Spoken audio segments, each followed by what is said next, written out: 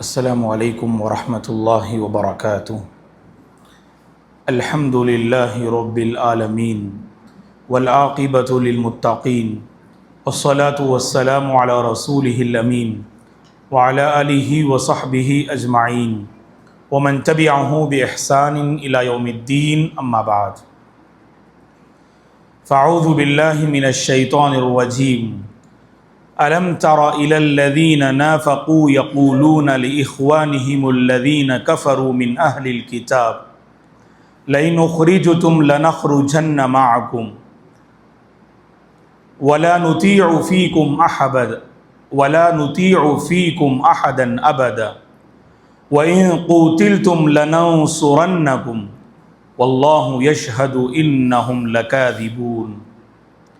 قابل احترام حضرات و خواتین، اللہ کی بڑی مہربانی اور اس کی کرم فرمائی ہے کہ نماز عشاء سے فارغ ہونے کے بعد میرے اور آپ کے حبیب خاتم النبیین امام الانبیاء محمد عربی صلی اللہ علیہ وسلم کی پاکیزہ سیرت معلوم کرنے کے لیے یہاں ہم سب جمع ہیں۔ اللہ سے ہماری دعا ہے کہ پروردگار ہم سب کے جمع ہونے، مل بیٹھنے اور سننے سنانے کو قبول فرمائے۔ اللہ ہمارے اعمال کو شرف قبولیت سے نوازے، ہماری زندگی میں خیر و برکات کے فیصلے فرمائے، امن اور صحت کے فیصلے فرمائے، ایمان کے فیصلے فرمائے، ہر قسم کی آفت و پریشانی سے پروردگار پوری امت مسلمہ کی بالعموم اور ہم سب کی بالخصوص حفاظت فرمائے، آمین یا رب۔ محترم حضرات و خواتین، جیسا کہ آپ جانتے ہیں کہ رسول اللہ صلی اللہ علیہ وسلم کی حیات طیبہ، آپ کی پاکیزہ سیرت، ہفتے میں ایک مرتبہ ہم سلسلہ وار اس کو آپ کی خدمت میں پیش کرتے ہیں۔ احد کا واقعہ جو رسول اللہ صلی اللہ علیہ وسلم کی زندگی میں پیش آیا، مسلمانوں اور کافروں کے درمیان اللہ کے نبی کے زمانے میں جو مختلف قسم کی لڑائیاں اور جنگیں ہوئیں، ان میں سے ایک اہم لڑائی ہی کو احد کی لڑائی سے علماء تعبیر اور بیان کرتے ہیں، جو سن 3 ہجری میں یہ واقعہ پیش آیا۔ اس واقعے کے بعد بہت سارے واقعات سیرت میں اللہ کے نبی کی زندگی میں پیش آئے، ان میں سے اب تک 3 واقعات کو، احد کے بعد کے 3 اہم واقعات کو پوری تفصیل سے ہم نے آپ کی خدمت میں بیان کیا۔ پہلا واقعہ جو احد کی جنگ کے بعد پیش آیا، غزوہ حمراء الاسد کے نام سے، اور دوسرا واقعہ جو پیش آیا سریہ رجیع کے نام سے، اور تیسرا واقعہ جو پیش آیا واقعہ بیر معونہ کے نام سے۔ بیر معونہ نامی کنویں کے پاس جو ایک بڑا زبردست حادثہ پیش آیا، اس واقعے کی اور حادثے کی پوری تاریخ شروع سے آخر تک پچھلے درس تک ہم نے بیان کی۔ اس کے بعد ایک چوتھا واقعہ جو احد کے بعد پیش آیا، یہ واقعہ آج ہم آپ کی خدمت میں بیان کریں گے۔ اس واقعے کا نام ہے بنو نویر سے جنگ، غزوہ بنو نویر۔ بنو نویر جو یہودیوں کا ایک اہم قبیلہ تھا، جو مدینے میں آباد تھا، اس قبیلے والوں نے کیا حرکت کی، اللہ کے نبی نے اس قبیلے والوں سے کیوں جنگ کی، اور اس کے پیچھے کیا اسباب رہے، جنگ کی صورتحال کیا رہی، اور اس واقعے کے بعد بنو نذیر کا قبیلہ کہاں آباد ہوا، وہ پوری تفصیل ہم آپ کو بیان کریں گے، تو غور سے سنیے گا۔ سب سے پہلی بات، یہ واقعہ کب رونما ہوا، یہ واقعہ کب پیش آیا؟ یہاں پر تھوڑا سا اختلاف ہے، محدثین، حدیث بیان کرنے والے اور سیرت لکھنے والوں کے درمیان تھوڑا اختلاف ہے۔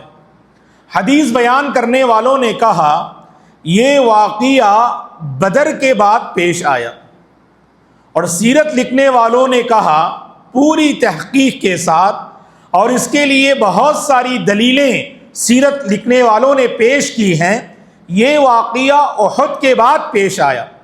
محدثین نے کہا یہ بنو نذیر کا واقعہ واد سے لکھنا چاہیے، بنو نذیر، نون واد یا را، یہ بنو نذیر کا واقعہ یہ احد کے بعد پیش آیا، یہ سیرت لکھنے والوں نے کہا، اور محدثین نے کہا کہ یہ واقعہ بدر کے بعد پیش آیا۔ حقیقت میں آپ دیکھیں بہت ساری دلیلیں اس بات پہ قائم ہیں یہ واقعہ حقیقت میں احد کے بعد پیش آیا، اسی لیے ہم بدر کے بعد یہ واقعہ آپ کے حوالے نہیں کیے، یہ واقعہ ہم نے اب احد کے بعد آپ کے حوالے کرنے کی گویا کہ ہم نے کوشش کی اور آپ بیان کر رہے ہیں۔ دیکھیے گا یہ واقعہ احد کے بعد پیش آیا۔ آخر کار اللہ کے نبی نے بنو نذیر سے جنگ کیوں کی؟ بنو نذیر کو مدینے سے باہر کیوں نکالا؟ یہ سوال ہے، اس کا جواب یہ ہے اس کے 3 ریزنز ہیں، اس کے 3 اسباب ہیں کیوں اللہ کے نبی نے بنو نذیر سے جنگ کی اور انہیں جو مدینے میں آباد تھے ان کو مدینے سے مار بھگایا۔ جلا وطنی کہتے ہیں اس کو۔ جلا وطنی کا مطلب جہاں آپ ہیں اس مقام سے آپ کو باہر نکال دینا۔ اگر بستی سے آپ کو باہر کر دیا جائے، کہا جائے گا فلاں کو بستی والوں نے جلا وطن کر دیا۔ جلا وطن کرنے کا مطلب کیا ہے؟ آپ کو بستی سے الگ کر دینا آپ کی کسی حرکت کی وجہ سے۔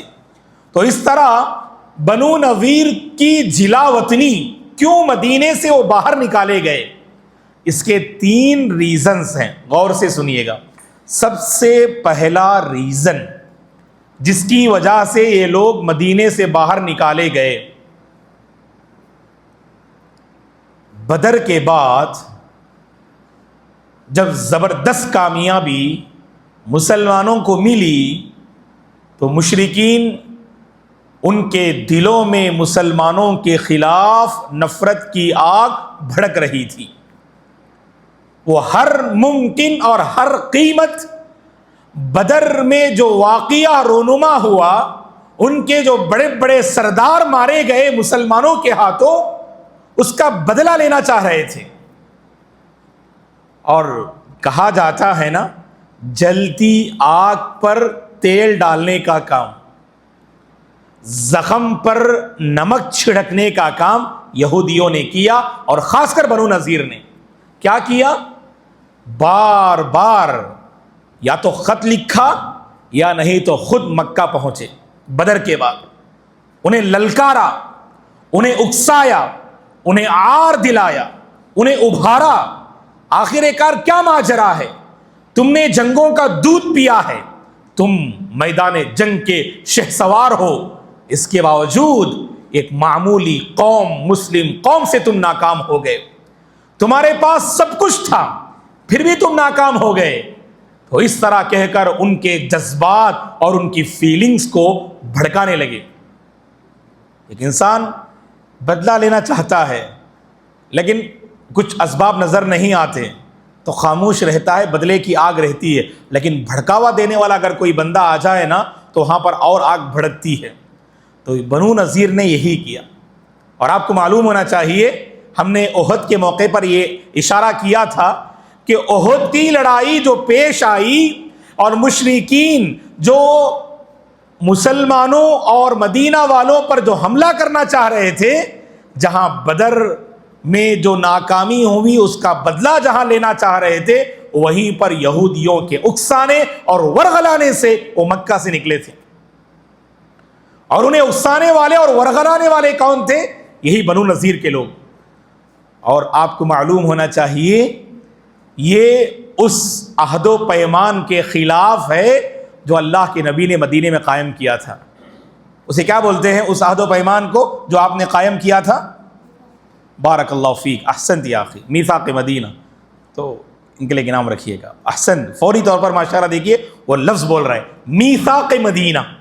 اللہ کے نبی نے ایک دستور اور اصول قائم کیا، اور اس اصول اور دستور کو قائم کرنے کا مقصد کیا تھا؟ اللہ اکبر، تاکہ مدینے کی فضا اور مدینے کی آب و ہوا پرامن طریقے سے رہے. اگر کوئی باہر کا دشمن اٹیک کرے تو مدینے والے مل کر اس دشمن کو مار بھگانے میں ایک دوسرے کا ساتھ دیں. اور یہاں انہوں نے کیا کیا؟ اس عہد و پیمان کے خلاف بدعہدی کی. اس عہد و پیمان کے خلاف مسلمانوں کا سپورٹ کرنا چاہیے، مسلمانوں کا ساتھ دینا چاہیے. یہاں مسلمانوں کے خلاف ابھارنے کے لیے یہ بنو نذیر کے یہودیوں نے کیا کیا؟ مشرکین مکہ کو انہوں نے ابھارا. اسی کے نتیجے میں احد کی لڑائی واقع ہوئی. اب ظاہر بات ہے یہ بہت بڑا مسئلہ ہے. یہ بدعہدی اس کا انجام برا ہوتا ہے. ہم اور آپ عہد و پیمان کے پابند ہیں دوستو. مسلمان کی پہچان عہد و پیمان کی پاسداری ہے. جو وعدہ آپ نے کیا نا اس کو نبھانے کی آپ کوشش کیجیے. شرط یہ ہے اس وعدے میں اللہ اور اس کے رسول کی نافرمانی کی بات نہ ہو. تو دنیاوی معاملات پہ ہم اور آپ وعدے کرتے نا، وعدے کو پورا کیجئے. اللہ کے بندو یہ ہماری پہچان ہے. آج بڑا مسئلہ ہے، اللہ رحم فرمائے.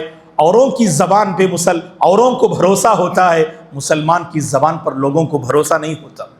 لوگ کیا کہتے ہیں؟ مسلمان کہتے کچھ اور کرتے کچھ اور ہیں. یہ وعدہ خلاف کرنے والی جو ہے قوم ہے، یہ عہد و پیمان کی پاسداری اور لحاظ رکھنے والی قوم نہیں. اللہ ہدایت دے ہم سب کو. عہد و پیمان کی پاسداری اور اس کا خیال کرنا چاہیے. یہ ایمان کا تقاضا ہے دوستو، یہ ہماری پہچان ہے. یہ صحابہ کے عظیم اخلاق تھے. وہ عہد و پیمان کے پیکر تھے. جو زبان سے نکالا اس پر سبحان اللہ جمے رہتے تھے. اور یہاں پر اور یاد رکھنا، یہ عہد و پیمان کے خلاف جانا یہ یہودیوں کی صفت ہے. یہ یہودیوں کی صفت ہے. بنو قریظہ نے بھی کیا، بنو نذیر نے بھی کیا، بنو قینقاع نے بھی کیا. اور بالترتیب اللہ کے نبی نے انہیں سزائیں دی. اب یہ دوسرا واقعہ گویا کہ یہودیوں پر پہلی آفت آئی بنو قینقاع پر، اور یہ دوسری آفت بنو نذیر پہ آ رہی ہے. انہوں نے کیا کیا؟ جو عہد و پیمان تھا کہ مسلمانوں کا سپورٹ کرنا، باہر کا دشمن حملہ کرنے کے لیے بھی آئے تو ڈٹ کر ان سے مقابلہ کرنا. یہاں تو انہوں نے دشمنوں کو للکارا، دشمنوں کو ابھارا. یہ پہلا ریزن ہے. دوسرا ریزن غور سے سنیے گا. پہلا ریزن کیا تھا؟ نہیں، پہلا ریزن کیا تھا؟ ہاں، مشرکین کو ابھارنا، مسلمانوں کے خلاف بھڑکانا، جنگ پر آمادہ کرنا. میں کئی الفاظ میں بولتا ہوں، آپ ان میں سے کوئی آسان لفظ کیچ کر لو. کیا مول صاحب تھوڑا ہارڈ جو ہے الفاظ بولتے ہیں، آپ مت سمجھو. میں 3 4 5 6 الفاظ بولتا ہوں، جو آپ کو مناسب لگے اسے کیچ کر لیجئے اسے. ٹھیک ہے نا جی؟ تو گویا کہ بنو نذیر کے یہودیوں نے مسلمانوں کے خلاف مشرکین کے پاس جا کے ابھارا اور کہا کہ لڑائی اور جنگ کیجئے مسلمانوں سے، اور اپنی جو ہے اس ناکامی کا بدلہ لیجئے. جو بدر میں تم لوگوں نے جس ناکامی کا سامنا کیا، اب اس کا بدلہ لیجئے. اسی کا نتیجہ تھا احد کی لڑائی ہوئی. چلیے دوسرا ریزن آپ کے حوالے. دوسرا ریزن کیا تھا؟ ان لوگوں نے جہاں مشرکین مکہ کو ابھارنے کی کوشش کی، وہی احد کے بعد مسئلہ بدل گیا. کیا مسئلہ ہوا؟ احد کی لڑائی جب واقع ہوئی، مسلمانوں کو دوسرے راؤنڈ میں کافروں نے نقصان پہنچایا. کتنے صحابہ شہید ہوئے؟ احد کے میدان میں 70 صحابہ شہید ہوئے. زبردست نقصان مسلمانوں کو پہنچا اور ہمارے نبی کو بھی پہنچا. لیکن دیکھیے آپ، پھر بھی ان کے دلوں کی آگ ابھی مکمل بجھی نہیں، ابھی وہ آگ بھڑک رہی تھی. اسی لیے ابو سفیان اور دیگر لوگوں کی جانب سے خط بنو نذیر کو جو ہے آنے لگے. خط میں کیا بات تھی؟ اب آپ لوگوں کی ذمہ داری ہے اللہ کے نبی کو ختم کرنے کی، اور مسلمانوں سے لڑنے کی ذمہ داری اب تمہاری. ابھی احد سے پہلے کیا کر رہے تھے؟ یہ لوگ وہاں ابھار رہے تھے. اب وہاں سے جو ہے یہ خط آیا، یہ پیغام آیا بنو نذیر کے نام، کیونکہ انہیں معلوم ہے کہ بنو قریظہ اور بنو نذیر میں سب سے زیادہ ہمارے قریب کون ہیں؟ بنو نذیر ہیں، کیونکہ یہ لوگ احد سے پہلے آئے تھے ہمارے پاس. یہی مسلمانوں کی دشمنی جیسے ہمارے دلوں میں ہے ویسے مسلمانوں سے دشمنی ان کے دلوں میں بھی ہے. تو لہٰذا مشرکین نے ٹارگٹ بنو نذیر کو کیا. اور جانتے ہیں کیا ہوا مسئلہ؟ صرف انہوں نے پیغام نہیں بھیجا، دھمکی دی اور کہا اگر تم نے اللہ کے نبی محمد کو اور مسلمانوں کو نہیں مٹایا ہم تمہیں مٹا دیں گے. اگر تم نے ان سے جنگ نہ کی ہم تمہارے ساتھ جنگ کریں گے. ڈو اور ڈائی بولتے ہیں نا وہ معاملہ ہے یہاں پر. یا تو ان سے جنگ کر کے ان کو فنا کر دو یا خود مرنے کے لیے تیار ہو جاؤ. اب یہاں بنو نذیر مشرکین کا رعب و دبدبا ان کے دلوں میں بیٹھ گیا. اب انہوں نے سوچا اگر ہم نے اللہ کے نبی کو نقصان نہیں پہنچایا، مسلمانوں کو نہیں چھیڑا تو وہ لوگ ہمیں چھیڑیں گے. اگر مشرکین ہمیں چھیڑیں ہم اسے برداشت نہیں کر سکتے. تو کریں کیا؟ چلیے اللہ کے نبی ہی اور آپ کے صحابہ کو ہم ختم کر دیں گے. ایک پلاننگ کی انہوں نے. یہ غور سے سنیے کیا پلاننگ کی انہوں نے. چند بنو نذیر کے لوگ آپ کی خدمت میں آئے. آ کر انہوں نے کہا اے محمد، اے اللہ کے رسول، آپ تو دعوت دیتے ہیں اللہ پر ایمان لانے کی، کتاب اللہ پر ایمان لانے کی، لیکن ہم بھی آسمانی کتاب کے حامل ہیں. جہاں آپ کا یہ دعویٰ ہے کہ آپ کی آخری شریعت ہے اور آپ کی کتاب آسمانی ہے، ہمارا بھی یہی دعویٰ ہے کہ ہمارے بھی پیغمبر ہے اور ہماری بھی آسمانی کتاب ہے. تو ہمیں سمجھ میں نہیں آ رہا ہے آپ کا دین برحق ہے یا ہمارا دین برحق ہے. اب کیسی جو ہے نعوذ باللہ یہ لوگ دیکھیے گا اللہ کے نبی کے پاس آ کے مکاری کرنا چاہتے ہیں.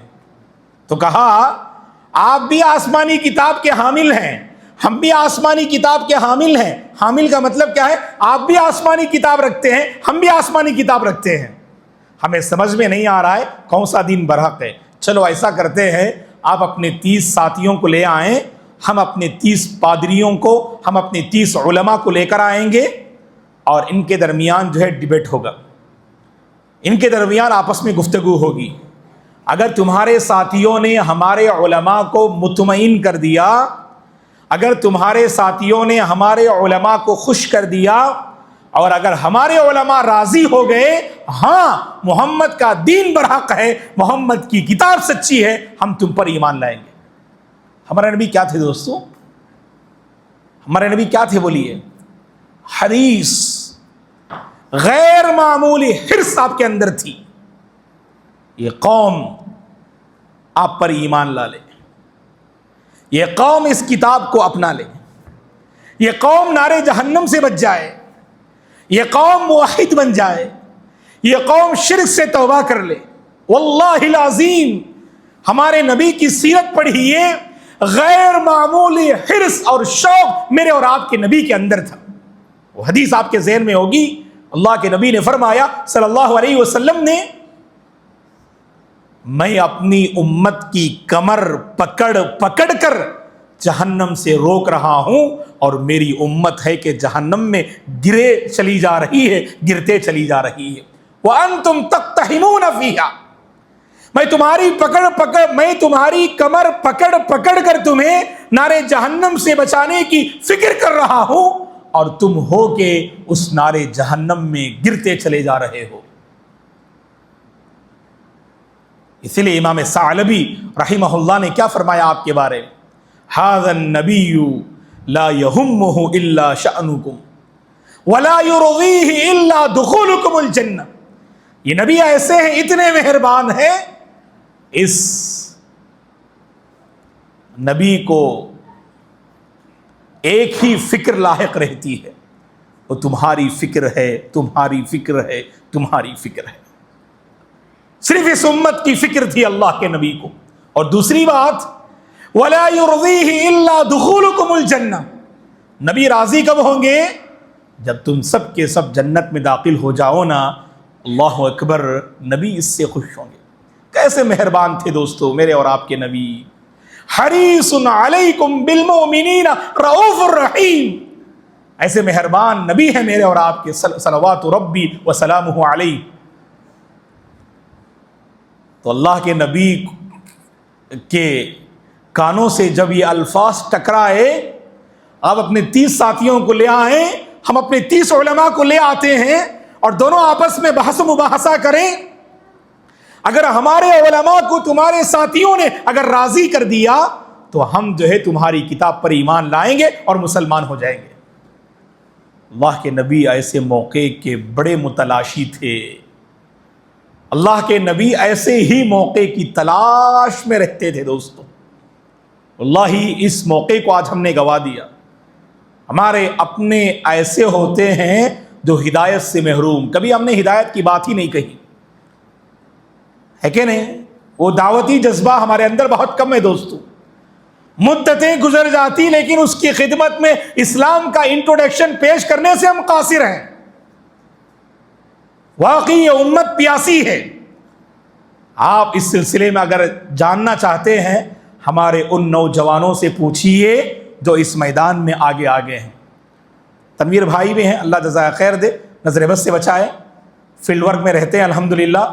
آپ کے ساتھ آپ کے بھی بعض ساتھی اور ہمارے علماء ہیں، پوچھئے گا الحمدللہ جو ہے کیا جو ہے گرمی کیا سردی مختلف موسم میں جو ہے الگ الگ مقامات پہ جو ہے دعویٰ اسٹال لگاتے ہیں اور ایک تڑپ کے ساتھ وہاں کھڑے ہوتے ہیں، اور مدعو قوم کی جو فکر اور تڑپ ہے، اللہ کی قسم ہر امتی میں یہ چیز آنی چاہیے۔ اگر یہ تڑپ میرے اور آپ کے اندر پیدا ہو جائے نا، اللہ کی قسم ہم ماحول کو جو ہے آسانی سے بدل سکتے ہیں۔ وطن کی فکر کر ناداں مصیبت آنے والی ہے، تیری بربادیوں کے مشورے ہیں آسمانوں میں۔ آج ہم پر جو آفتوں کے بادل جو منڈلا رہے ہیں، یہ ہماری جو ہے غفلت کا نتیجہ ہے دوستو، یہ ہماری لاپرواہی کا نتیجہ ہے۔ کبھی ہم نے ان اللہ کے بندوں اور بندیوں کی فکر ہی نہ کی جو کام والی آپ کے گھر آتی ہے۔ اللہ کی بندیوں، کبھی اپنے اسلام کا انٹروڈکشن ان کے سامنے پیش کیجئے، کبھی نبی کے بارے میں بتاؤ، کبھی توحید کے بارے میں اپنے ٹوٹے پھوٹے الفاظ میں بتاؤ نا۔ کیا پتا کہ آپ کی زبان سے نکلنے والے الفاظ اس کی ہدایت اور اس کی جو ہے جنت کا سبب بن جائے۔ انتظار مت کیجئے مولانا آئیں گے، انتظار مت کیجئے مدارس کے فارغین آئیں گے، آپ بھی داعی ہیں، آپ بھی داعیہ ہیں۔ کام کرنے والی کو آپ اللہ کی بندی جتنی متاثر کر سکتی ہے نا، کوئی اور متاثر نہیں کر سکتے۔ آپ کے امپلائی ہیں جو آپ کے ماتحت میں کام کرتے ہیں، کہاں دوستو ہم نے جو ہے وہاں دعوت دی؟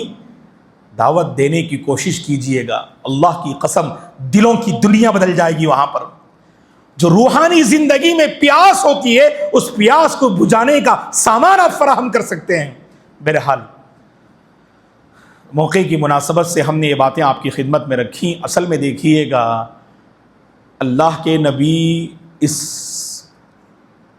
قوم کو جانتے تھے، یہ خیر چاہنے والی قوم نے، لیکن اللہ کے نبی کی چاہت اس سے بڑی تھی، شاید کہ یہ جو ہے آ جائے صحیح راستے پہ، اسی لیے اللہ کے نبی لے گئے، اپنے 30 صحابہ کو لے گئے۔ خطرہ تھا وہاں، جو ہے جان لیوا آفت ہو سکتی تھی، کیونکہ جہاں سامنے جو قوم دعوت دے رہی ہے وہ کوئی خیر والی قوم نہیں ہے، وہ کوئی خیر کی امید نہیں ہے اس قوم سے، وہ تو بے وفا قوم ہے، وہ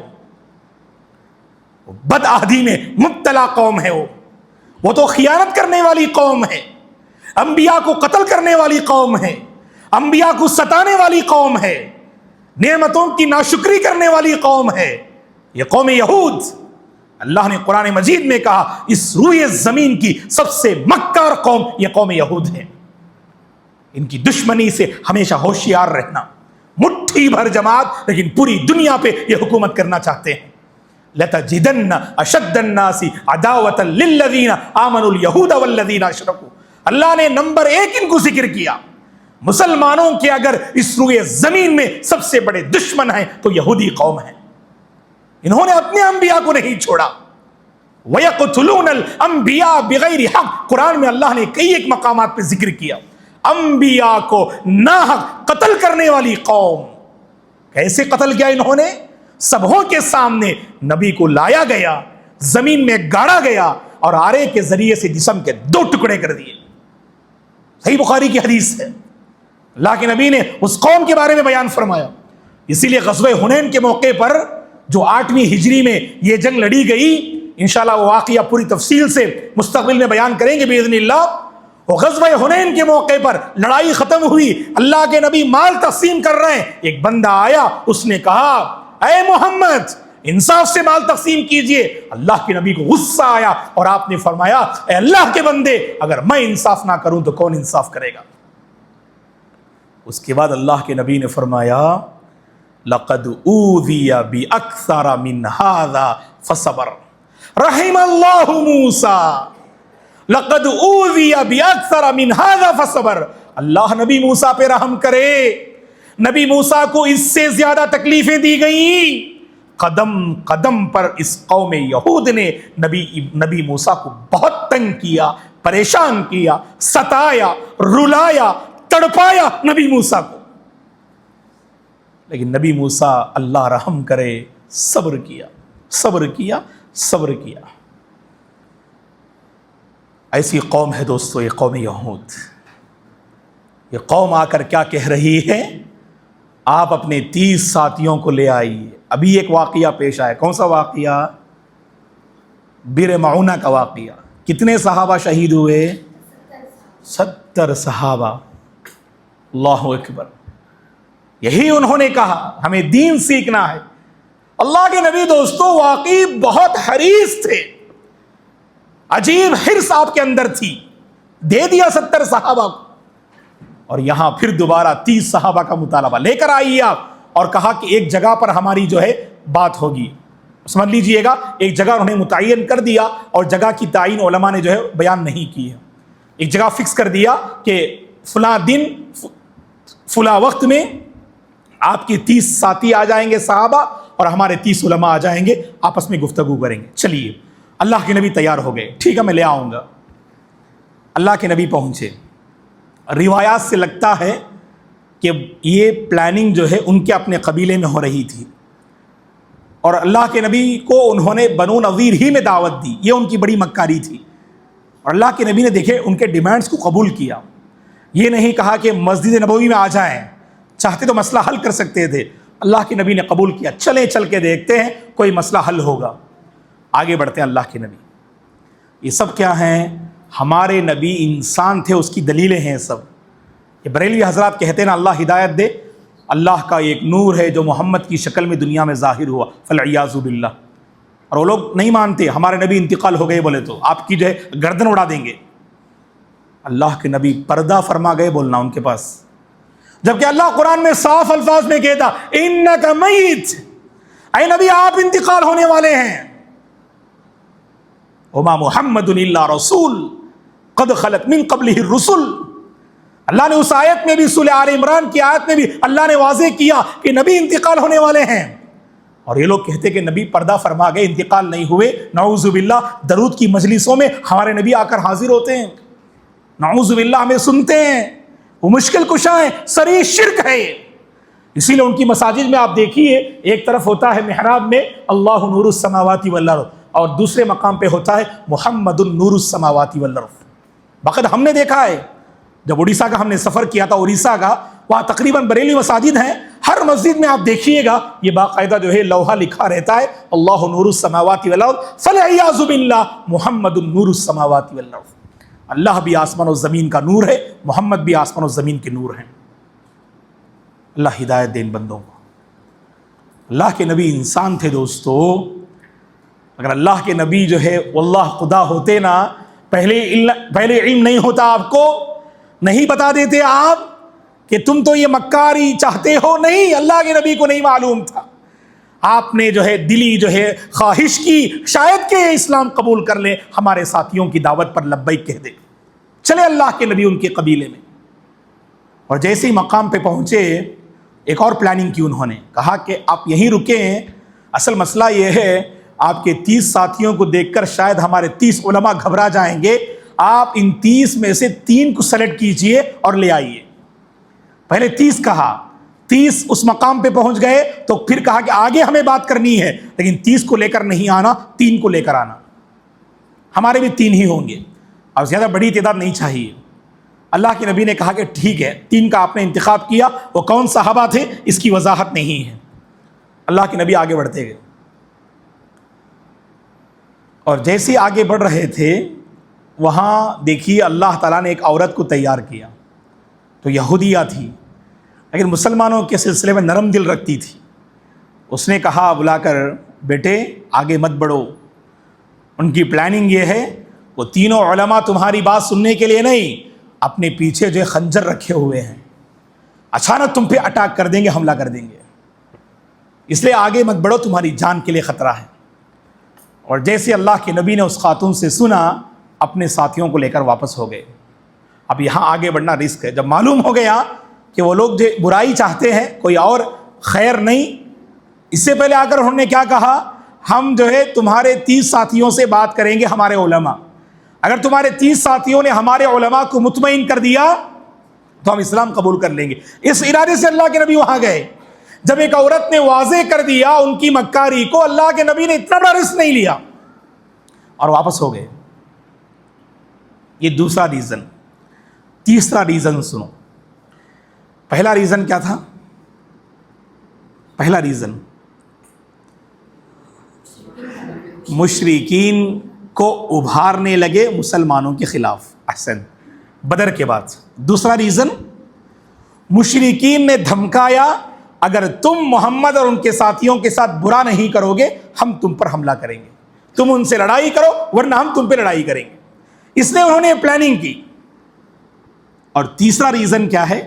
خود انہوں نے اللہ کے نبی کو قتل کرنے کی ایک بڑی ناپاک سازش کی. اور یہی ایک اہم اور بنیادی ریزن بن گیا ان سے لڑائی کرنے کا. وہ کیا ہوا؟